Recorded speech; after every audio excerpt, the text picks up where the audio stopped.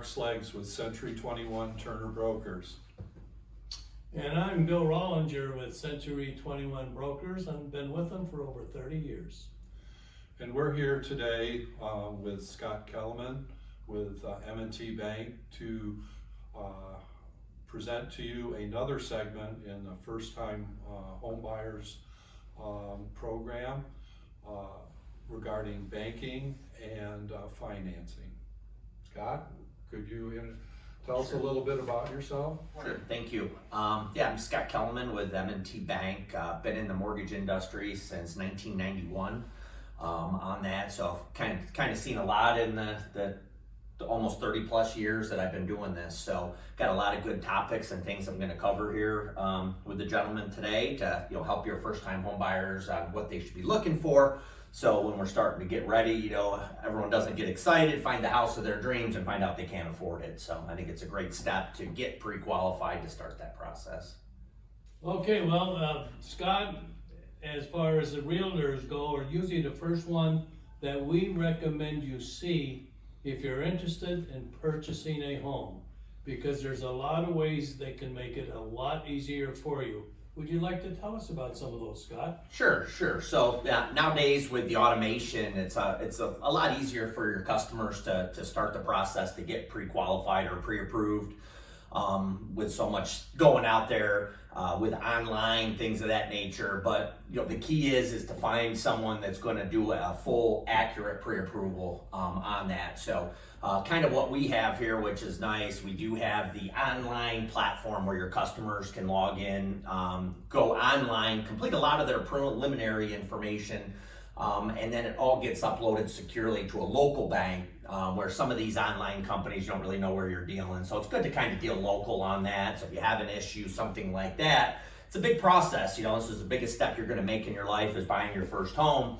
Do you want to be able to talk to somebody if there's an issue down the road on that? So we have some excellent ways to start that. Typically, I can send them a link to a website where they can go online, get some of their preliminaries input, such as, where do they work? Where do they live? The system does pull a hard credit check. Everyone gets nervous. Well, I don't want my hard credit pulled. It's going to kill my credit scores. A hard inquiry on a mortgage pre-approval doesn't affect credit very much, maybe a point or two, but compared to your credit karmas, things of that nature, we're going to get the real score, because someone might come in and say, I have a 700 on credit karma. When we pull the actual report, it could be 550, could be 800. Credit karma is not real accurate. If they're worried about having it pulled and want to get a credit check, because the biggest part of buying a house is your credit. If you don't have, very good credit or established credit, there's a good chance the lender, be it M&T, Community Bank, Cattaraugus, any of the lenders that are out there that are local, that are excellent to deal with, are going to require good credit. If I don't have the adequate credit that I need, how do I establish credit? Some people that I work with don't know how to establish it. How do you do that, and how do you recommend? Yeah, so a couple different ways to look at it there. So typically we do want to see a credit score. If someone doesn't have a credit score, doesn't have bad credit, but maybe no score, we can establish a credit for them via cell phone bills, car insurance payment, utility payments. But we're finding a lot of the newer people into the home buyer market are still on mom and dad's cell phone, on their car insurance, things of that nature, which is causing them a problem to try to get a house. So what we usually try to recommend is to go into their bank that they deal with, look to maybe open a secure credit card. Even if it's for $200, use it once a month for gas, pay it off just to establish a credit. Typically after 6 months, they will start to get a credit score. So that's one good way to do that. Another thing, if they're thinking, depending on how long they are to get into it, almost teaching these younger people to get, when they get the car loans, first things, even if mom and dad have to co-sign, to try to get something established, early on, because that is the big piece of the mortgage process is credit. One of the things, what if I'm really not good on the internet? Most young people are today. How accessible are you to bring me in here to this office, and so we can personally talk about these things, because we've mentioned a lot here. For sure. Yep, so a lot of people, not everyone is tech savvy, wants to do it online. Some people are scared to put in their social security number and things online. How today's thing is, it's pretty secure, but not everyone wants to do that. So we can definitely set up an appointment for the customers to come in, bring their W-2s, pay stubs, etc., which I'll give you a list of things that most people are gonna need here before we're done today. But they can come in, set up a time to meet. We can do the information over the phone. So, we're real accessible on that. So I don't have a problem. I can meet people after hours, etc. Weekends, do it over the phone, etc. So it's not that typically, even though it's a commercial bank, it's not your 9 to 4. We can work with you in the evenings, weekends, etc. But yeah, not everyone wants to do it online. A lot of the newer people do. That's all they want to do is online. But there's still older people buying homes that don't want to do everything online. So that's not an issue there at all. Okay. Once they've been pre-approved, and let's say they have an offer accepted in a house, and they're beginning the process of closing on their house, what are some of the things that they need to be careful about between the time they have mortgage approval and they close on a house? Sure. So the big things there, the bank's gonna check we're gonna get their pay stubs, W-2s, etc. up front when they apply. And then at least 7 days prior to closing, we are required to verify with their employer that they still are employed. We don't need pay stubs, things like that, but they're gonna call the employer up and say, is Joe Smith still working at, ABC company? So if someone switches jobs during the process, it's big to let the lender know that, hey, I'm thinking of taking, sometimes people get a new job during the process, it's a good opportunity, but we need to make sure that they still qualify based on that. Another big thing is no new credit. A lot of people go out, they get their mortgage, and then during that process, the bank has partnered with the credit bureaus to monitor that person's credit up through the day of closing. So if we get to it, someone's closing on a Friday, they just say, oh geez, I'm closing Friday, that Monday they go out and buy a new car, we're gonna get notified, and then they have to qualify still with that. So try to avoid any new credit.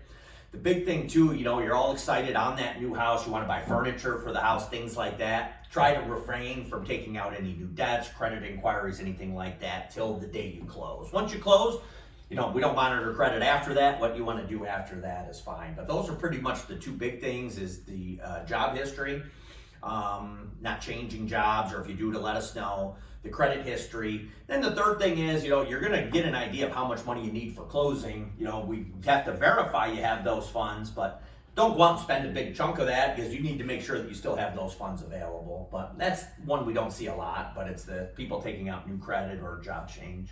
Need for closing costs. If I have to have a certain amount of money you're talking about, what do I need to save so I have enough to close? Do I have to pay my taxes? Do I have to get insurance? What are those things that it's basic, not? Sure. So different programs. Now each program is going to be a little bit different. Once a mortgage banker looks at the whole history, they're going to find out, how much money this person's going to need. But typically, we're going to look at the down payment piece.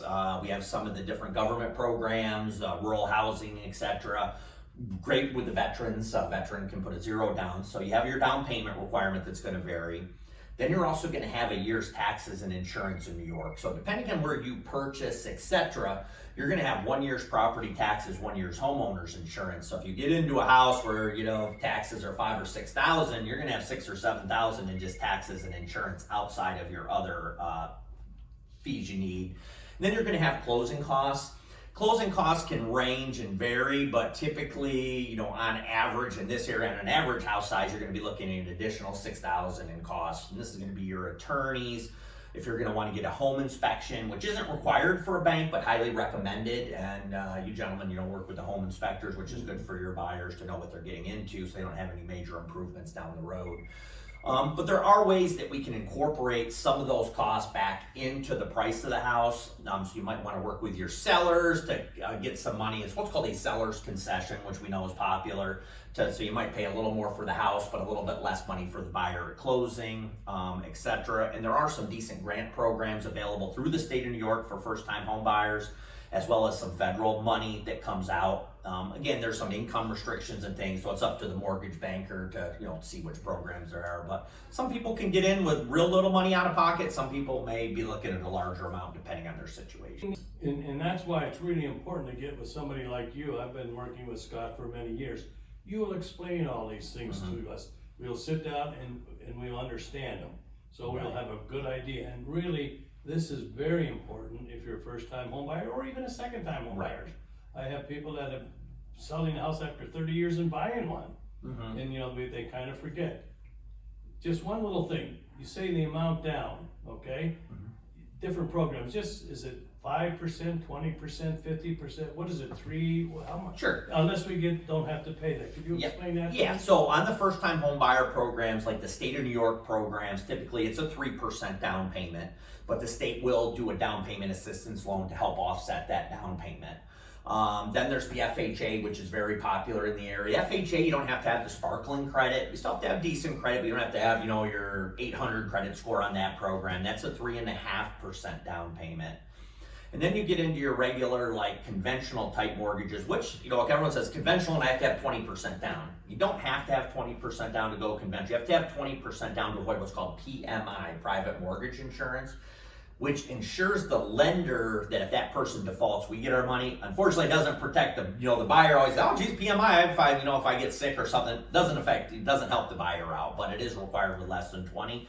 But someone can do a conventional loan with as little as 3% down, which I don't think a lot of people know. I think a lot of people think, geez, to go conventional, I gotta have 20% down, which isn't true. You can go with a smaller down payment. Can I buy a house without a job? Well, depending on typically you need to have a job, but Social Security, SSD, SSI, alimony, child support, pensions, Social Securities, all those are viable. So technically you don't have to have a job, but you have to have a source of income. So without that, and then typically too, as far as job history, typically we want to see someone in their job for 2 years, but that's not always necessarily required. Let's say someone just graduated from, you know, SUNY Fredonia in May and they start their new job in June. We're fine with that as long as it's an hourly or a salary position. The big thing that we see a lot of times, people now with the pandemic, a lot of people left their jobs and started their own jobs and went out and became self-employed on that for whatever reason with the job market. Self-employed is a little bit trickier. If you're a self-employed individual, you have to have a 2-year history on your tax returns that you have been self-employed just to see what those incomes are. So unfortunately, you know, some people lost jobs, did everyone else started their own business, but you know, until we get a 2-year tax return, they really can't do anything yet. So that's one thing to watch for self-employed people. So Scott, how can our first-time home buyers get in touch with you?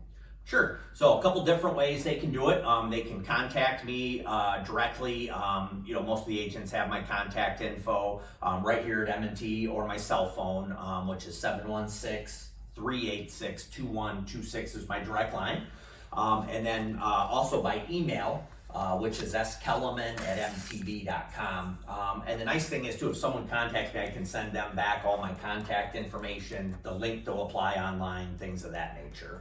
But the key, if you do an online application, is to make sure you go into my website to do that, because sometimes people, you know, like to go to mtb.com. You could end up, you know, somewhere else in the country on that. So, You know, when should I really start this process? And what I recommend, being in a business as long as I have and have worked with Scott a lot, he is a type of mortgage person you want to work with, because he will get back to you and he will keep on top of things. Some mortgages you get online, and some mortgages you get with people you sign up and you never hear from again.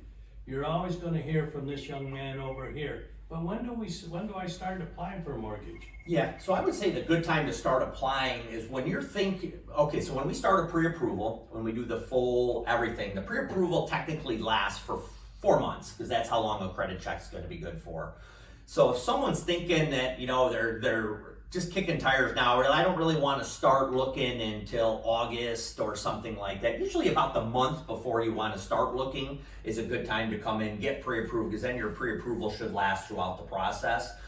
Like I said, it does last 4 months, but it's real easy. At the end of 4 months, they haven't found a house, they want to get updated, just contact, hey Scott, we haven't found anything, we want to update our pre-approval. It's pretty simple. They don't have to go through the full application process again, which is nice. They just contact me, we make sure that nothing's changed with income, liabilities, money in the bank, etc. But it's good to start on that process within those first couple of months of them wanting to buy. And last but not least, as we said, you start with our mortgage person, and we recommend Scott, but Mark and I have been in the business a long time. You want to find a realtor that you feel comfortable with, one that will get back to you. And that's why we, as Century 21, is part of our philosophy and what we do as agents and as a business. So M&T, Century 21, two good people to work with in your process for buying a home. Scott, thank you very much for being with us and sharing your ideas in this very important part of the home buying I process. appreciate that, and too, at any time, we'll get some information over to you too, just to get out to, so the first time home buyers, as far as the items that they would want to have handy to bring in at time of pre-approval, because they're gonna probably ask you that anyway. So the best part is their last 2 years W-2s, last 2 pay stubs, and last 2 months bank statements. So it's 2, pretty easy. 2 years, 2 months, and 2 weeks on that information. But that's some good information for the buyer to have, because when we do our pre-approvals, we want to make sure it's a pre-approval, because sometimes information input into an online system or whatever, if it's not verified, we don't really know it's true. So we like to do a full verified pre-approval here, where we're going to verify your customer's information. So when they go out and find that house this weekend and they put their offer in, they know they're going to get it. So I appreciate the time that you guys gave me today. Thank you. Yes, thank you.